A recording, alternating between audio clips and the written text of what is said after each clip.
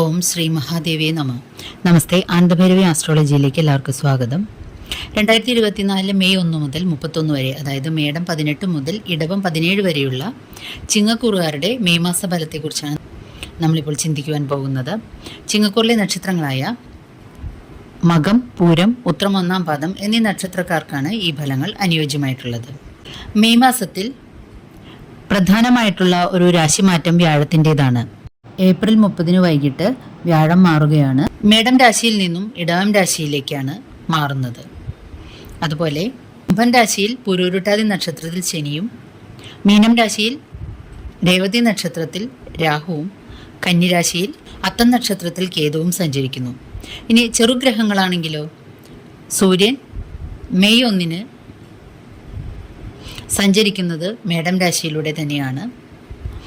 May 10 ബുധൻ മേടം രാശിയിൽ അത്തം നക്ഷത്രത്തിലും 21 ഭരണിയിലേക്കും 24 കാർത്തിക നക്ഷത്രത്തിലും സഞ്ചരിക്കുന്നു. ശുക്രനാവട്ടെ മെയ് 5 ഭരണിയിൽ സഞ്ചരിക്കുന്നു. മെയ് 16 കാർത്തികയിലും 27 രോഹിണിയിലെയും മാറി മാറി സഞ്ചരിക്കുന്നു. രാശി മാറുന്നില്ല, നക്ഷത്രം മാത്രമേ മാറുന്നുള്ളൂ. മെയ് 15 ചൊവ്വ രേവതി നക്ഷത്രത്തിലേക്ക് മാറി സഞ്ചരിക്കുന്നു. ഇത്തരത്തിലുള്ള കൊച്ചുഗ്രഹങ്ങളുടെയും വലിയ ഗ്രഹങ്ങളുടെയും ചെറിയ ചലനങ്ങളും മാറ്റങ്ങളും മറ്റും മനുഷ്യജീവിതത്തിൽ ധാരാളം പുതിയ കാര്യങ്ങൾ അല്ലെങ്കിൽ സംഭവബഹുലമാക്കി തീർക്കുന്നു എന്ന് വേണം പറയാൻ. അതൊക്കെ സ്വന്തം ജാതകത്തിലെ ഗ്രഹനിലകളുടെയും ഗ്രഹങ്ങളുടെ ബലാബലം, ഭാവാധിപത്യം മുതലായവയെ അടിസ്ഥാനമാക്കിയിട്ടാണ് ഫലങ്ങളെ നിശ്ചയിക്കാൻ സാധിക്കുകയുള്ളൂ പൂർണ്ണമായിട്ടും. മെയ് 6 മത്സ്യാവതാരമാണ്. മെയ് 8 കറുത്തവാവും, 10 അക്ഷയ തൃതീയയും ബലഭദ്ര ജയന്തിയും ആഘോഷിക്കുന്നു. മെയ് 12 ശ്രീശങ്കര ജയന്തിയും, 22 നരസിംഹാവതാരവും, 23 പൗർണമിയും അതായത് ബുദ്ധപൂർണിമയും ആഘോഷിക്കുന്നു. ഇതൊക്കെയാണ് വിശേഷാലായിട്ടുള്ള ദിവസങ്ങൾ മെയ് മാസത്തിൽ വരുന്നത്. ഇനി ഈ ചാനൽ ഇതുവരെ സബ്സ്ക്രൈബ് ചെയ്തിട്ടില്ലാത്തവർ ഒന്ന് സബ്സ്ക്രൈബ് ചെയ്യുവാനും നിങ്ങൾക്ക് വേണ്ടപ്പെട്ടവർക്കെല്ലാം ഈ ചാനലൊന്ന് ഷെയർ ചെയ്ത് കൊടുക്കുവാൻ അഭ്യർത്ഥിക്കുന്നു. അരികിലുള്ള ബെൽ ബട്ടൺ അമർത്തിയാൽ ഇനി വരുന്ന എല്ലാ വീഡിയോകളും തത്സമയം തന്നെ നോട്ടിഫിക്കേഷനായിട്ട് ലഭിക്കുന്നതാണ്. വീഡിയോ ഇഷ്ടമായാൽ ഒരു ലൈക്ക് തരുവാൻ മടി കാണിക്കരുതേ. ഇനി നമുക്ക് മെയ് 1 മുതലുള്ള ചിങ്ങക്കൂറുകാരുടെ ഫലങ്ങളെക്കുറിച്ചൊന്ന് ചിന്തിച്ചു നോക്കാം. ആദ്യമായി പ്രധാനപ്പെട്ട ഗ്രഹങ്ങൾ അവരുടെ ഏതെല്ലാം ഭാവങ്ങളിൽ നിൽക്കുന്നു എന്നൊന്ന് പരിശോധിച്ചു നോക്കാം. പ്രധാന ഗ്രഹമായിട്ടുള്ള വ്യാഴം അവരുടെ 5-ാം ഭാവാധിപനും അഷ്ടമാധിപനും കൂടിയാണ്. ഈ വ്യാഴം 9-ാം ഭാവത്ത് ഭാഗ്യഭാവത്തിൽ സഞ്ചരിച്ചുകൊണ്ടിരുന്നത് മെയ് 1 മുതൽ ഇടവം രാശിയിലേക്ക് സഞ്ചരിക്കാൻ തുടങ്ങുന്നു. കർമ്മഭാവത്തിൽ അഥവാ തൊഴിൽ സ്ഥാനത്ത്. അഷ്ടമത്തിൽ ശനിയും 9-ാം ഭാവത്തിൽ രാഹുവും 2-ൽ കേതുവുമാണ് സഞ്ചരിക്കുന്നത്. ലഗ്നാധിപനായിട്ടുള്ള സൂര്യൻ ഭാഗ്യഭാവത്തിലും സഞ്ചരിക്കുന്നു. ഇതിൻ്റെ ഫലം എന്തെന്നാൽ ഈ വരുന്ന ഒരു മാസക്കാലത്തേക്ക് അവർക്ക് കർമ്മരംഗത്ത് ചില്ലറ പുരോഗതികൾ കാണാൻ കഴിയുന്നതാണ്. അഷ്ടമാധിപനാണെങ്കിൽ കൂടി വ്യാഴം 5-ാം ഭാവാധിപൻ കൂടി ആയതുകൊണ്ടും കർമ്മസ്ഥാനത്തേക്കുള്ള കടന്നുവരവ് ധനപരമായിട്ടുണ്ടായിരുന്ന കടുത്ത ബുദ്ധിമുട്ടുകളെ പതുക്കെ പതുക്കെ വെളിച്ചം വീശി ഇല്ലാതാക്കുന്നു. ധനപരമായിട്ടൊരു ഉണർവും ഉന്മേഷവും കൈവരുന്നു. പണയം വെച്ച സ്വർണങ്ങൾ തിരിച്ചെടുക്കാനുള്ള അവസരങ്ങൾ ഉണ്ടായി വരുന്നതാണ്. പുതിയതോ അല്ലെങ്കിൽ പഴയതു തന്നെ കുറച്ചുകൂടി നന്നായിട്ടോ ധനം കിട്ടാവുന്ന മാർഗങ്ങൾ ഉരുത്തിരിഞ്ഞു വരുന്നതാണ്. ഭാഗ്യങ്ങൾക്ക് ചില്ലറ കുറവുണ്ടാവുന്നതാണ്. ഭാഗ്യസ്ഥാനത്ത് നിൽക്കുന്ന വ്യാഴം കണ്ടകശനിയുടെ കാലമായതുകൊണ്ട് തന്നെ എല്ലാ കാര്യങ്ങളിലും ഒരു മന്ദിപ്പ് അനുഭവപ്പെടുന്നതാണ്. അതുപോലെ അഷ്ടമത്തിലെ രാഹു ചെയ്യുന്ന ഒരു ഗുണമെന്തെന്നാൽ വിദേശ രാജ്യങ്ങളിലേക്ക് ജോലി, വിദ്യാഭ്യാസം, വിനോദം, ബിസിനസ് മുതലായവയ്ക്ക് പോകുവാൻ ശ്രമിക്കുന്നവർക്ക് അതിനുള്ള തടസ്സം മാറ്റിയിട്ട് അവർക്ക് പോകുവാൻ സാധിക്കുന്നു. പ്രത്യേകിച്ചും ഹോസ്പിറ്റൽ സംബന്ധമായിട്ടുള്ള ജോലികൾക്കും അല്ലെങ്കിൽ മെഡിക്കൽ ഫീൽഡുമായിട്ട് ബന്ധപ്പെട്ട ജോലികൾക്കായിട്ട് പോകുന്നവർക്ക് അവരുടെ വാതായനങ്ങൾ തുറന്നു കിട്ടുന്നതാണ്.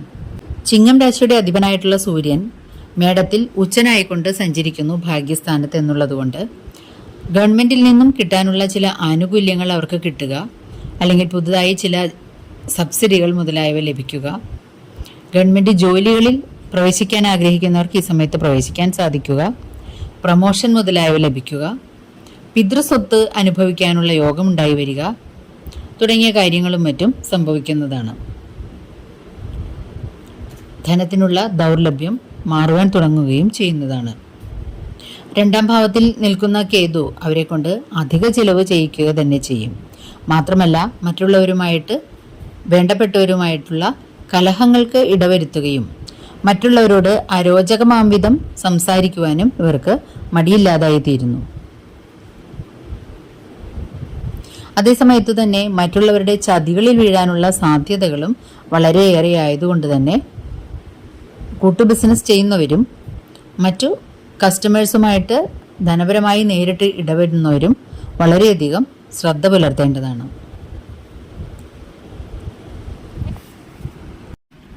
ഏർപ്പെടുന്ന എല്ലാ പ്രവൃത്തികളിലും അന്തസ്സും അഭിമാനവും നിലനിർത്തുവാനായിട്ട് ഇവർ ശ്രമിക്കുന്നതാണ്. ആശ്രിതന്മാർക്കോ സഹകാരികൾക്കോ പിന്തുണ കൊടുക്കുന്നവർക്കോ യാതൊരു കുറവും ഉണ്ടാവുകയുമില്ല. അമ്മയുടെ ഭാഗത്തു നിന്നുമുള്ള സഹായങ്ങൾ, മാതൃബന്ധുക്കളിൽ നിന്നുള്ള സഹായ സഹകരണങ്ങൾ പല കാര്യങ്ങളിലും ലഭിക്കുന്നതായിരിക്കും. മാത്രമല്ല മാതൃസ്ഥാനീയരുടെ അനുഗ്രഹം മൂലം സാമ്പത്തിക ലാഭം ഉണ്ടാവുകയും ചെയ്യും. ധാരാളം യാത്രകൾ ചെയ്യേണ്ടതായി വരും ജോലി സംബന്ധമായിട്ട്. അത് ഫലപ്രദമായി ഉപയോഗിക്കാൻ കഴിയുന്ന പ്രവൃത്തി മണ്ഡലമാണെങ്കിൽ അവർക്ക് പരിപൂർണ ഫലം ലഭിക്കുകയും ചെയ്യും. മാന്യമായ പ്രവർത്തനങ്ങളിലൂടെ ജീവിത വിജയം കണ്ടെത്തും. വാഹന ലാഭം ഉണ്ടാകുന്നതാണ്.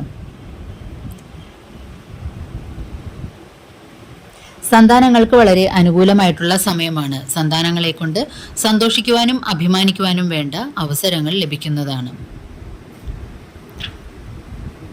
പഴയ സുഹൃത്തുക്കളെയും മറ്റും കണ്ടുമുട്ടുകയും അവരുമായിട്ട് സഹകരിച്ച് പോകുവാനുള്ള അവസരങ്ങളും ഉണ്ടാകുന്നതാണ്. പ്രവർത്തന രംഗത്ത് അംഗീകാരവും പ്രശസ്തിയും ലഭിക്കുന്നതാണ്. പരീക്ഷകളിൽ ഉന്നത വിജയം കരസ്ഥമാക്കുവാനും ഇവർക്ക് കഴിയുന്നതാണ്. ഇനി നമുക്ക് താൽക്കാലിക ഗുളിക സ്ഥിതി ഫലം കൊണ്ട് ഏതെല്ലാം ദിവസങ്ങൾ ഈ മെയ് മാസത്തിൽ നല്ല കാര്യങ്ങൾക്കായിട്ട് മാറ്റിവെക്കണമെന്നും അല്ലെങ്കിൽ അഥവാ ചെയ്യരുത് എന്നും ചിന്തിച്ചു നോക്കാം. ചിങ്ങക്കൂറുകാർക്ക് 7, 14, 21, 28, 29 എന്നീ ദിനങ്ങൾ ശാരീരികമോ മാനസികവുമായിട്ടുള്ള എന്തെങ്കിലും തരത്തിലുള്ള ബുദ്ധിമുട്ടുകൾ നേരിടാൻ സാധ്യതയുണ്ട്. കൂട്ടു ബിസിനസ് ചെയ്യുന്നവരോടും സഹപ്രവർത്തകരോടും ജീവിത പങ്കാളിയോടും വളരെയധികം ശ്രദ്ധാപൂർവം ഈ ദിവസങ്ങളിൽ ഇടപെടേണ്ടതാണ്. കലഹം മുതലായവയ്ക്കോ പനി, ജ്വരം മുതലായവയ്ക്കും സാധ്യത കൂടുതലാണ്.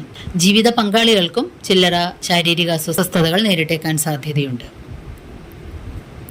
5, 6, 13, 20, 27 എന്നീ ദിനങ്ങൾ സാമ്പത്തികമായിട്ട് പലതരത്തിലുള്ള ബുദ്ധിമുട്ടുകൾ നേരിടാനും നിങ്ങൾ മറ്റുള്ളവരോട് മുഷിഞ്ഞ് സംസാരിക്കാനും മറ്റും ഇടവന്നേക്കാം. വിദേശ രാജ്യങ്ങളിൽ ജോലി നോക്കുന്നവർക്ക് 19, 12, 26 എന്നീ ദിനങ്ങൾ അത്ര ശോഭനമായിരിക്കുകയില്ല. അതുപോലെ ഈ ദിവസങ്ങളിൽ ബിസിനസ് സംബന്ധമായിട്ടുള്ള ആവശ്യങ്ങൾക്ക് പുറപ്പെടുന്നവർ വളരെയധികം ശ്രദ്ധ പുലർത്തേണ്ടതാണ് സാമ്പത്തികമായ കാര്യങ്ങളിൽ. 2, 9, 10, 16, 17, 24, 31 എന്നീ ദിനങ്ങൾ ചില്ലറ ലാഭത്തിൽ കുറവ് സംഭവിക്കുന്നതാണ്. 3, 4, 11, 18, 25 എന്നീ ദിനങ്ങൾ തൊഴിൽ രംഗത്ത് വളരെയധികം ശ്രദ്ധ പുലർത്തേണ്ട ദിവസങ്ങളാണ്. ദോഷങ്ങളുടെ പരിഹാരാർത്ഥം നിങ്ങൾ ചെയ്യേണ്ടത് മഹാവിഷ്ണുവിങ്കൽ തുളസിമാല സമർപ്പിക്കുക. വീട്ടിൽ തുളസിച്ചെടി നട്ടു നനച്ച് വളർത്തി പരിപാലിക്കുക നിത്യേന. തിങ്കളാഴ്ച വ്രതം എടുക്കുക. ഭദ്രകാളി ക്ഷേത്രത്തിൽ ഗുരുതി പുഷ്പാഞ്ജലിയും ശിവങ്കൽ ശ്രീരുദ്രം മൃത്യുഞ്ജയ പുഷ്പാഞ്ജലി, ധാര, പിൻവിളക്ക് മുതലായവയും സർപ്പത്തിങ്കൽ 100 പാലും സമർപ്പിക്കുക. അഭിഷേകം മുതലായവ സമർപ്പിച്ചുകൊണ്ടും ദോഷശാന്തികൾ വരുത്തിക്കൊള്ളുക. ചാനൽ ലൈക്ക് ചെയ്യാൻ മറക്കരുതേ. നന്ദി, നമസ്കാരം.